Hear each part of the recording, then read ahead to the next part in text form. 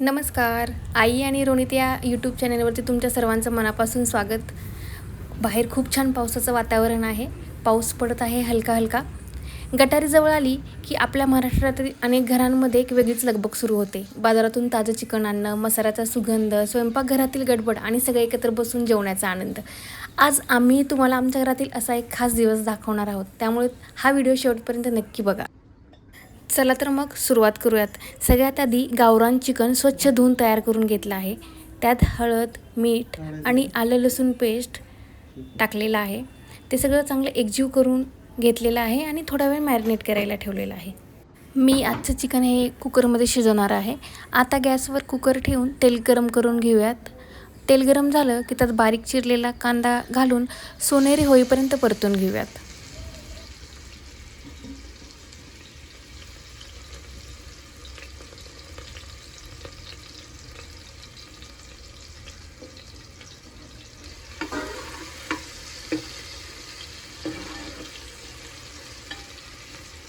आता मॅरिनेट करायला ठेवलेलं चिकन घालून व्यवस्थित मिक्स करून घेऊयात आणि काही मिनटे झाकण ठेवून चिकन स्वतःच्याच रसात शिजवून देऊयात.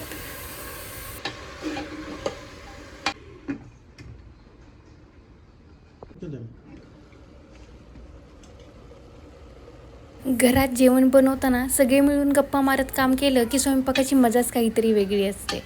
बाबाही मध्ये मध्ये मदत करत होते. त्यांचे काही मजेशीर क्षण तुम्हाला या व्हिडिओमध्ये दिसतीलच. अशा छोट्या छोट्या क्षणांमुळेच आपल्या घरातील आठवणी खास बनतात. आता आवश्यकतेनुसार पाणी घालून घेऊयात आणि झाकण पूर्ण ठेवून चिकन शिजून देऊयात. गावरान चिकन असल्यामुळे इथे कुकरच्या मी 4 शिट्ट्या करून घेतलेल्या आहेत. चिकन आता निवांत शिजत आहे आणि तोपर्यंत आमच्या घरातली खरी मजा सुरू झाली आहे.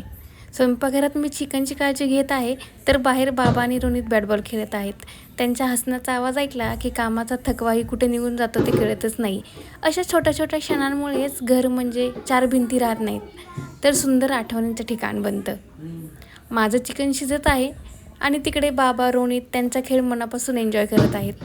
हेच तर खरं कौटुंबिक सुख आहे.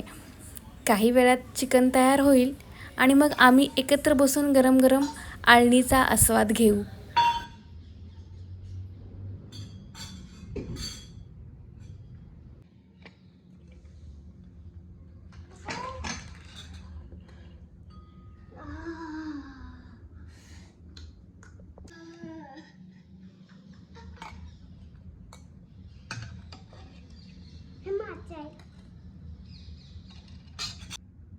गरमागरम सूप, मनमोकळ्या गप्पा आणि आपल्या माणसांची साथ यापेक्षा आणखी काय हवं.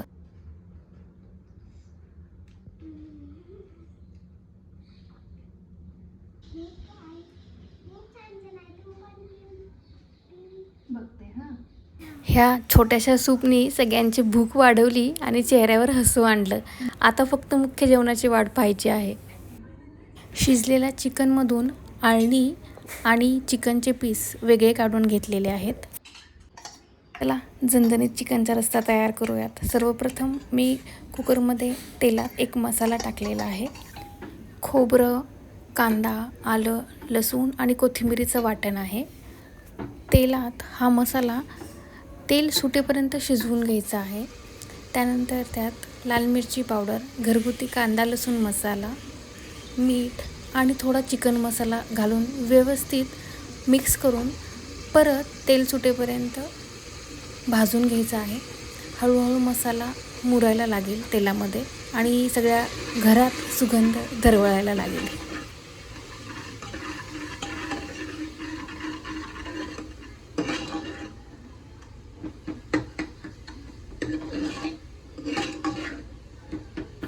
त्यानंतर आता तयार असलेलं आळणी स्टॉक आपण मसाल्यामध्ये टाकायचं आहे आणि आपल्याला जेवढा रस्सा हवा आहे तेवढा रस्सा आपण बनवून घ्यायचा आहे. रस्स्याला मस्त उकळी आणायची आहे. मी एका साईडला कुकर ठेवून दिलेला आहे, रस्सा उकळत ठेवला आहे. एकीकडं झणझणीत गावरान रस्सा तयार होतो आहे तोपर्यंत दुसरीकडे मी सुक्कं चिकनची तयारी केलेली आहे. कढईमध्ये तेल टाकून कांदा चांगला परतून घेत आहे.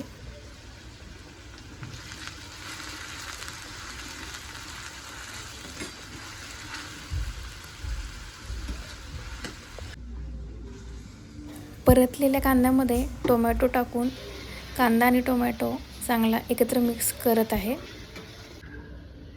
रस्सा उकळायला लागलेला आहे. इकडे कांदा टोमॅटोमध्ये मी मिरची पावडर, घरगुती कांदा लसूण मसाला, थोडा चिकन मसाला, मीठ आणि एक वाटण टाकलेलं आहे.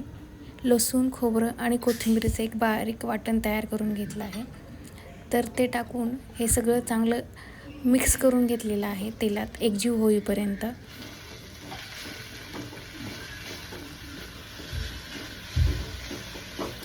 आणि अखेर आपलं इकडे झणझणीत चिकन रस्सा तयार झालेला आहे.